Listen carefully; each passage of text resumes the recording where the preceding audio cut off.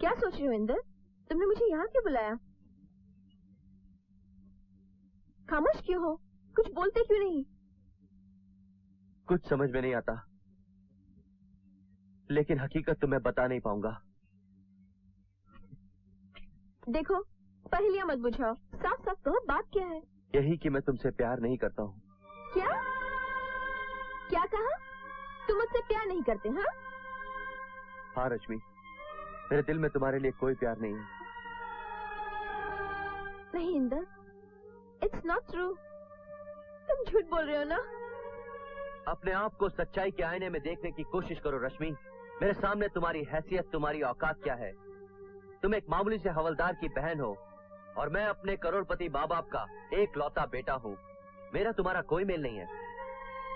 तो फिर वो सब प्यार की बातें, साथ जीने मरने की कस्में, सब झूठ था, सिर्फ एक नाटक था।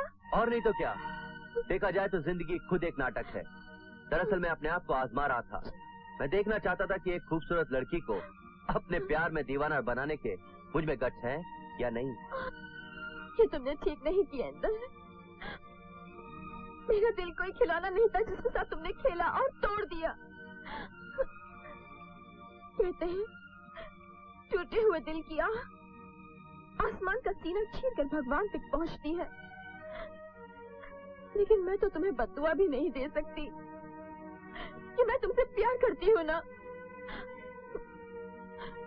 लेकिन एक बात याद रखना इंदर, जिस प्यार को आज तुमने ठोकर मारी है, एक दिन तुम उसी प्यार के लिए तरसोगे।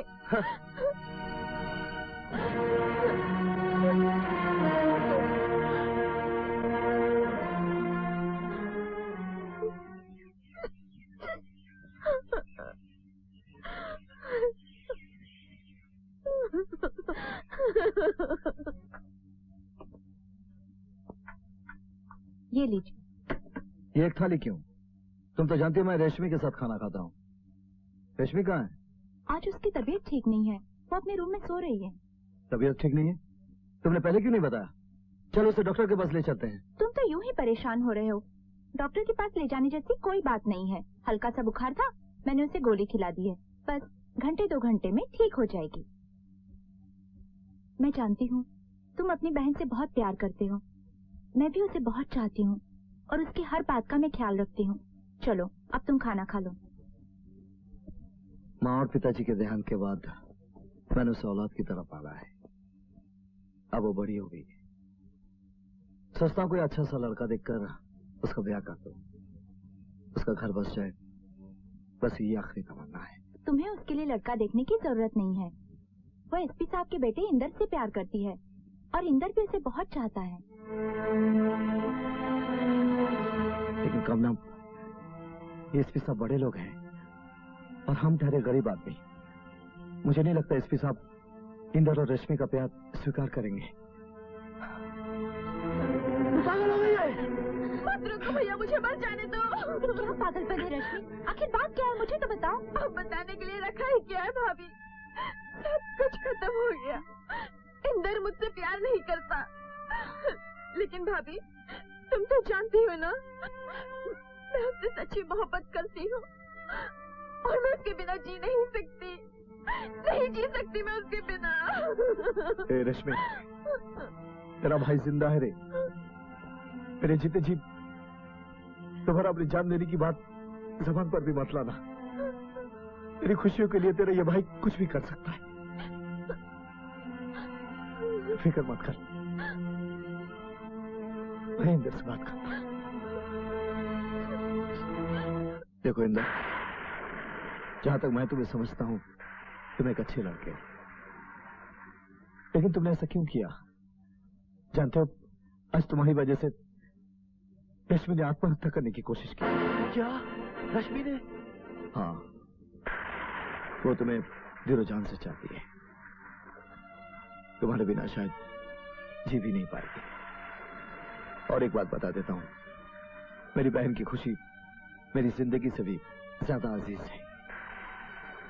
उसकी जिंदगी में जहर घुलने वाले को मैं जिंदा नहीं छोड़ूंगा। आप मुझे गलत मत समझिए देवराज भैया। मैंने रश्मि को झूठ बोला था कि मैं उससे प्यार नहीं करता। पिताजी ने धमकी दी थी कि वो रश्मि को जान से मार डालेंगे। इसलिए मैंने ये सब कुछ किया ताकि रश्मि के मन में मेरे लिए नफरत पैदा हो जाए और वो मुझे आसानी से भूल जाए। सच तो ये है देवराज भैया कि रश्मि के बगैर मैं भी नहीं जी पाऊंगा। अगर ये बात है तो अपने देवराज भैया पर भरोसा रख। मैं तेरे पिताजी को समझाऊंगा। हाँ। लगता है तुम अपनी औकात भूल गए हो देवराज सिंह। तुम एक मामूली सा हवलदार, एक गरीब आदमी जिसकी सोसाइटी में न कोई इज्जत है न कोई पहचान। तुमने ये सोचा कैसे कि तुम्हारी बहन इस घर की बहू बन सकती है? ये आप कैसी बातें कर रहे हैं साहब?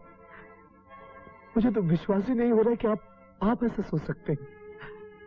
मैंने तो हमेशा आपको बड़े भाई की तरह इज्जत दी है और खुद को इस परिवार से कभी अलग नहीं समझा। आप बोल दीजिए साहब, आपने जो कुछ भी बोला वो झूठ है। मैंने जो कुछ भी बोला वो सच है, लेकिन तुम ये भूल गए हो कि इस घर में तुम्हारी हैसियत एक नौकर से ज्यादा नहीं है।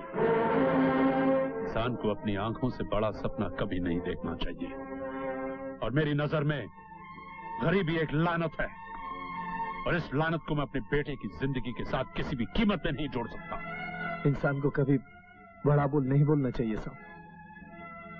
कुदरत कब किसको क्या बना देती है कोई नहीं जानता। ऊपर वाला जब चाहता है ना साहब तो राजा को भिखारी और भिखारी को राजा बना देता है। तो फिर तुम एक काम करो, तुम अपने घर जाकर राजा बनने का अपना इंतजार करो, और जिस दिन तुम्हारा भगवान मेहरबान होकर तुम्हें राजा बना दे फिर अपनी बहन का रिश्ता लेके मेरे घर में आना। Until then, now get out. आपने मेरी बातों का गलत मतलब समझ लिया सर। मैं कोई बड़ा आदमी बनना नहीं चाहता। मैं तो सिर्फ अपनी बहन की खुशियां चाहता हूँ। साफ क्यों नहीं कहते हो कि तुम अपने बहन के सहारे अपना तकदीर बदलना चाहते हो? अगर तुझे बड़ा आदमी बनने का इतना शौक है तो अपनी बहन को दुल्हन बनाकर किसी मंत्री या नेता के सामने पेश कर दे। रातों रात तेरा प्रमोशन हो जाएगा, समझे?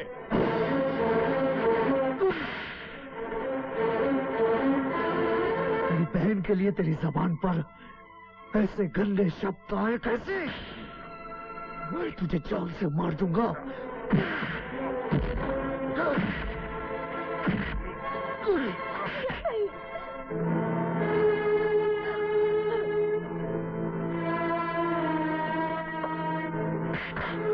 एसपी त्रिकाल चौधरी पर हाथ उठाया, मैं तुम्हें छोड़ूंगा नहीं देवराज सिंह। ले जाओ इस पागल को, इसी वक्त अब भी इसे सर्विस से निकाल दूंगा। ले जाओ इसे।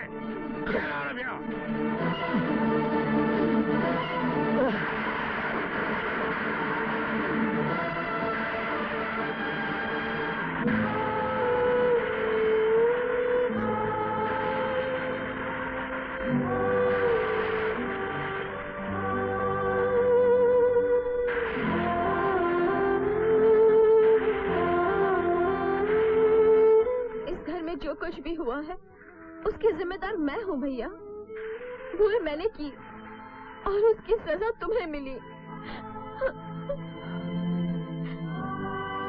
तो शायद इसलिए ऐसा सोच रही है कि मेरी नौकरी चली गई। अरे पगली, नौकरी चली गई तो क्या हुआ? अब भी इन बाजू में इतनी ताकत है कि मेहनत मजदूरी करके इस परिवार को चला सकता हूँ। लेकिन दुख की बात तो यह है कि मैं तेरे लिए खुशियां लाने गया था, खाली हाथ वापस आ गया।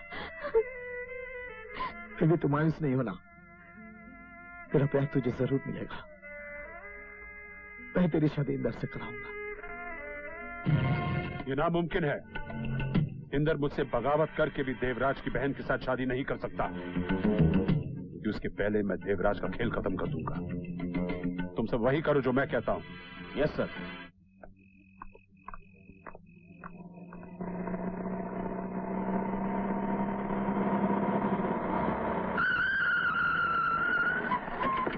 देवराज सिंह, तुम गिरफ्तार किए जाते हो। गिरफ्तार कर लो इसे। लेकिन मेरा कसूर क्या है? ये बैग तुम्हारा है, इसमें ब्राउन शुगर है। मैं तुम्हें ड्रग्स स्मगलिंग के जुर्म में गिरफ्तार करता हूँ। ये सरासर झूठ है। छोड़ दो मेरे भैया को, छोड़ दो। नहीं कर सकते। मेरी बहन को हाथ मत लगाना। मैं जानता हूँ ये किसकी चाल है। तो फिक्र मत कर, घर जा। त्रिकाल चौधरी हमारा कुछ नहीं बिगाड़ पाएगा। जा, चलो। ले चलो इसे। भाभी ठीक कह रही है भैया। तुम्हारे सिवा हमारा इस दुनिया में है कौन?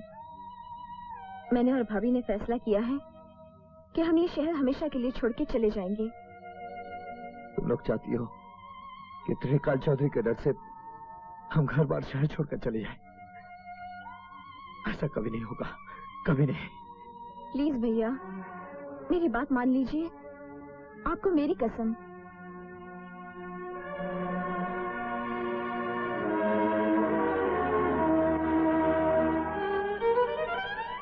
और हमने वो शहर छोड़ दिया। ये सच है कि मैं इंदर से प्यार करती थी,